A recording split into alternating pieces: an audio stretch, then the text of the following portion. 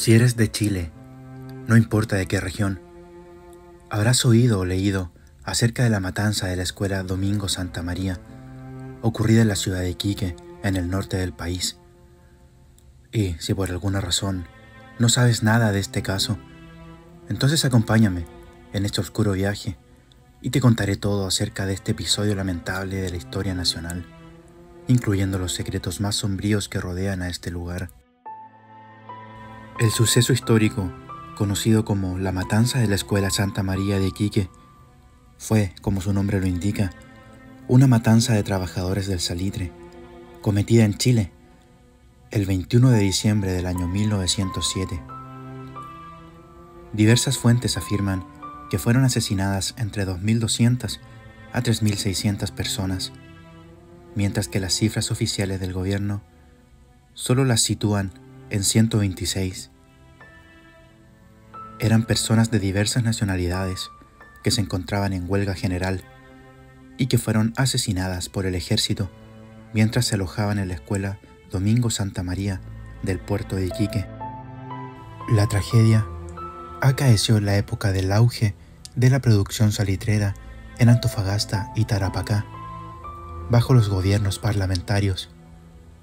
La huelga, provocada por las míseras condiciones de trabajo y la explotación de los obreros, fue reprimida por medio de indiscriminado uso de la Fuerza Armada por parte del gobierno del presidente Pedro Montt.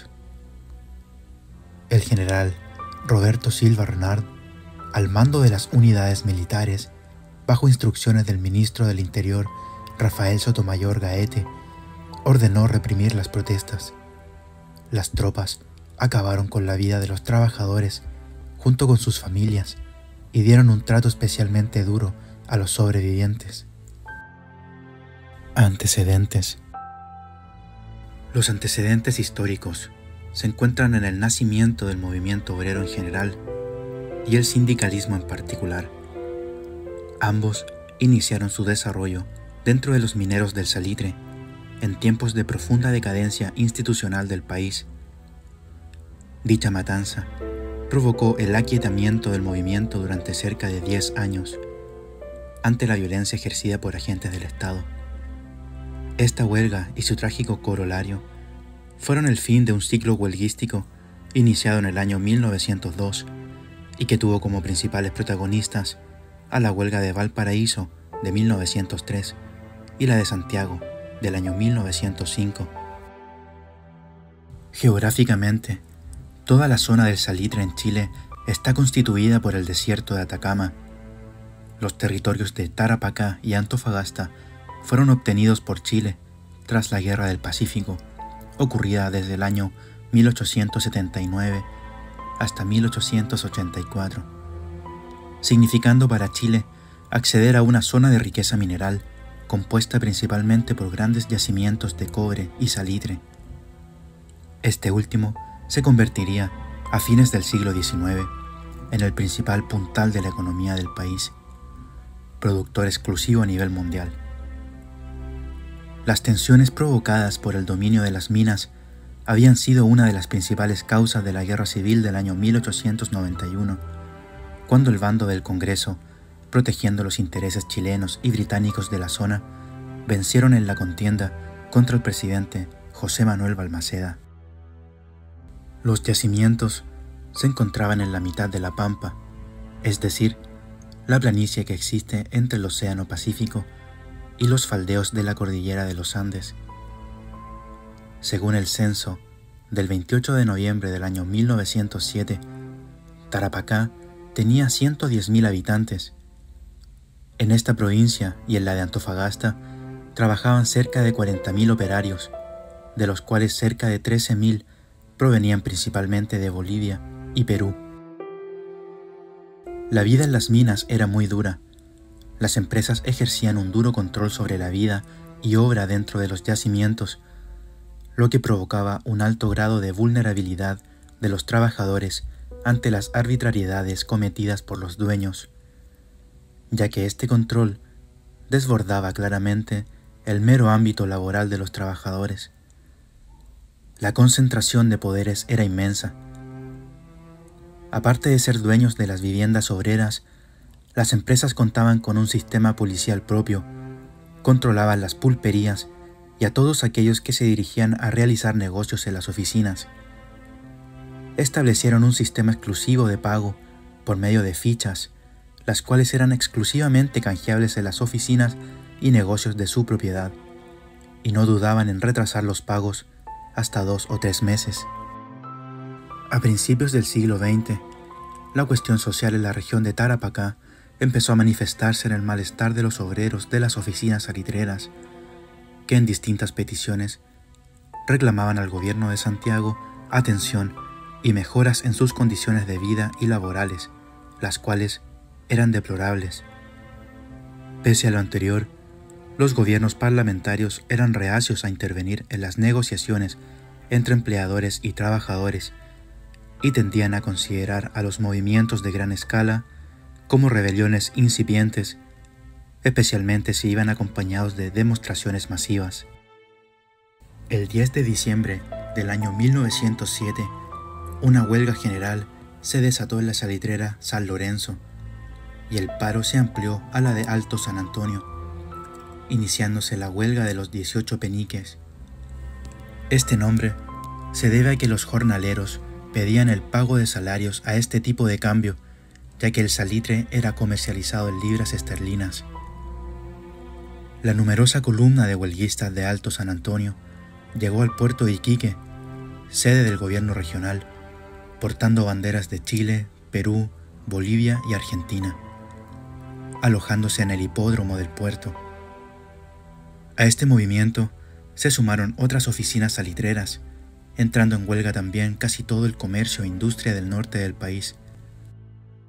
El 16 de diciembre, miles de trabajadores en paro llegaron a la ciudad de Iquique, respaldando las demandas de los salitreros a la autoridad provincial, con el fin de obtener su intervención. Las solicitudes anteriores, es decir, enviar comisiones con los petitorios a la autoridad, habían fracasado en 1901, 1903 y el año 1904.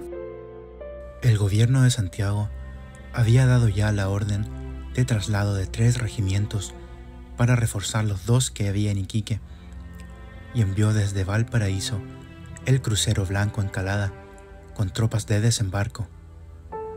El día 17 llegó desde Arica, transportando el regimiento Rancagua, y al día siguiente anclaba en la bahía el Esmeralda, que traía tropas del regimiento de artillería de marina. El intendente interino, Julio Guzmán García, fue el mediador en las negociaciones con los representantes pampinos hasta el día 19, día en que llegaron a Iquique el intendente titular Carlos Itzman Quiroga y el general Roberto Silva Renard, jefe de la primera zona militar del ejército, acompañados del coronel Sinforoso Ledesma. Todos ellos fueron recibidos con aclamaciones por parte de los obreros, quienes creyeron que venían comisionados para trasladarlos y solucionar sus problemas. A medida que avanzaba la huelga, más y más pampinos se unían a ella, llegándose a estimar que para el 21 de diciembre eran entre 10.000 y 12.000 los obreros en huelga en Iquique.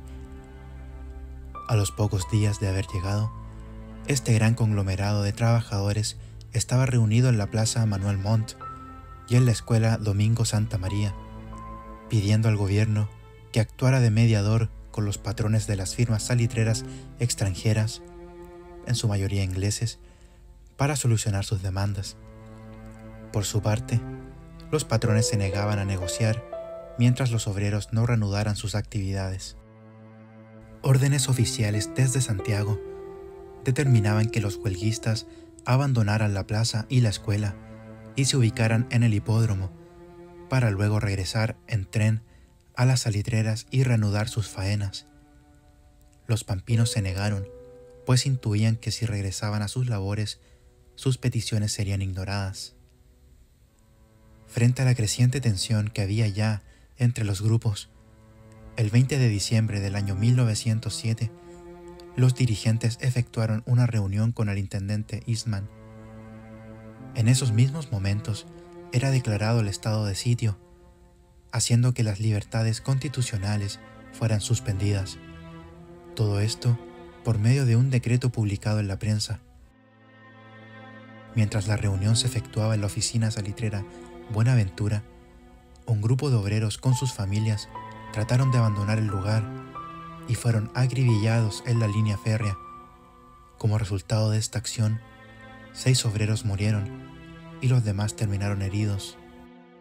El 21 de diciembre de 1907 se efectuaron los funerales de los obreros e inmediatamente después de concluir las ceremonias, se les ordenó a todos los trabajadores que abandonaran las dependencias de la escuela y sus alrededores para trasladarse a las casuchas del club hípico. Los obreros se negaron a ir, temiendo ser cañoneados por los barcos que apuntaban sus cañones por el camino que ellos deberían recorrer hacia dicho lugar. El general Roberto Silva Renard, junto al coronel Ledesma, tenían la misión de desalojar a los trabajadores en huelga. Se señaló a las 14:30 horas a los dirigentes del comité de trabajadores que si no salían del edificio, abrirían fuego contra ellos.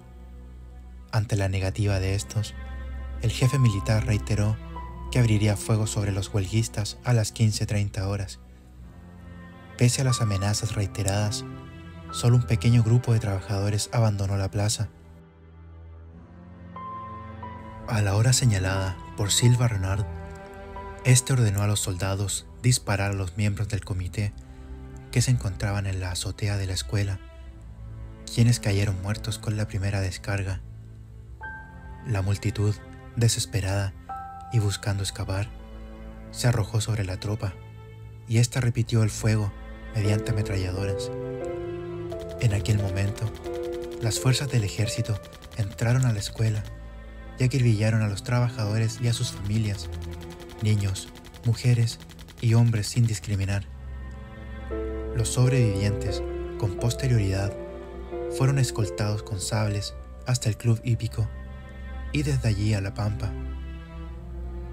Según mi investigación, también se dice que hubo soldados que se negaron a disparar, los cuales habrían sido posteriormente fusilados y mal enterrados en las faldas de un cerro de la ciudad, ya que desobedecieron órdenes directas. Víctimas. El número de víctimas que dejó la matanza es discutible. En primera instancia, el informe oficial del general Silva Renard habla de 140 muertos, para posteriormente ascender a 195. Ese es el número que otorga Nicolás Palacios, testigo de la matanza. Sin embargo, esta cifra es considerada irreal, dada la cantidad de obreros que se hallaban en el lugar. El número más alto conjeturado ha sido de 3.600, aunque es considerado especulativo. La cifra más aceptada es de cerca de 2.200. Pese a lo anterior, sea cual fuera el número, y en palabras de la historiadora Sofía Correa y sus colegas, nadie duda de la singular magnitud de la matanza. El gobierno de la época ordenó no expedir detalladamente certificados de defunción de los fallecidos, a lo cual el parte de defunción señalaba muerte por herida de bala, enterrándolos a todos en una fosa común en el cementerio de la ciudad. Solo en 1940 se exhumaron sus restos, los cuales fueron enterrados nuevamente, esta vez en el patio del Servicio Médico Legal de Iquique.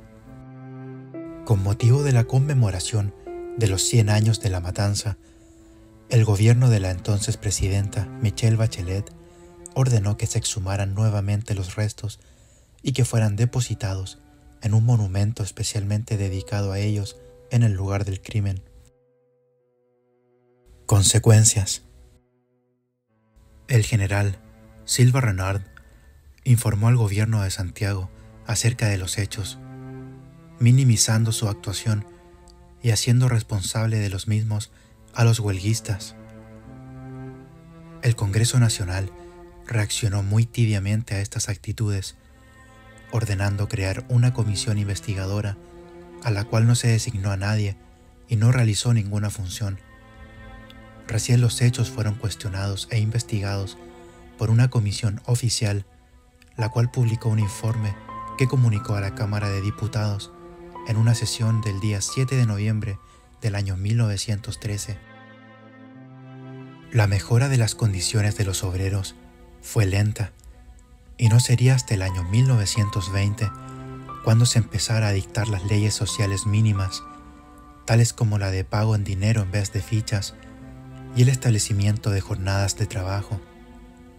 Por su parte, en el año 1914, el general Silva Renard escapó malherido de un intento de asesinato por parte del anarquista español Antonio Ramón Ramón, cuyo hermano Manuel Vaca resultó muerto en la masacre de Iquique. El general Silva Renard moriría unos años más tarde a causa de estas heridas. Se erigió un monumento pequeño e informal a Antonio, considerado por muchos como el vengador del pueblo. La matanza, sin embargo, no fue la última, aunque sí la mayor sucedida contra trabajadores que protestaban en Chile. El historiador chileno Hernán Ramírez Necochea estima que entre el año 1901 y 1970 unas 15.000 personas murieron en enfrentamientos con carabineros y militares. Durante su primer mandato, la expresidenta Michelle Bachelet accedió a que se decretase duelo nacional para el 21 de diciembre del año 2007 con motivo de la conmemoración de los 100 años de la matanza. Para dicha ocasión, se creó un monumento en recuerdo de las víctimas, además de realizar exposiciones e informaciones públicas acerca de los hechos.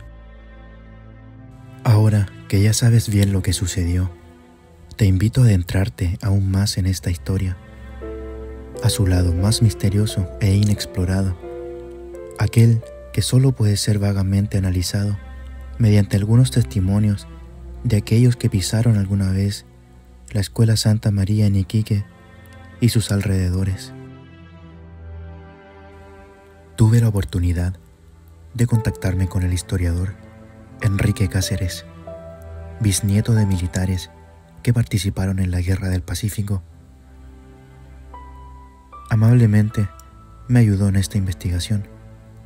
Don Enrique participó en el cortometraje Santa María, Historia y Leyenda, donde relata que, cuando recién llegó a Iquique, hizo un recorrido por algunos sitios históricos de la ciudad, siendo uno de estos el mercado, lugar donde antiguamente estaba la Plaza Montt. Enrique relata que le llamó la atención una pileta del lugar.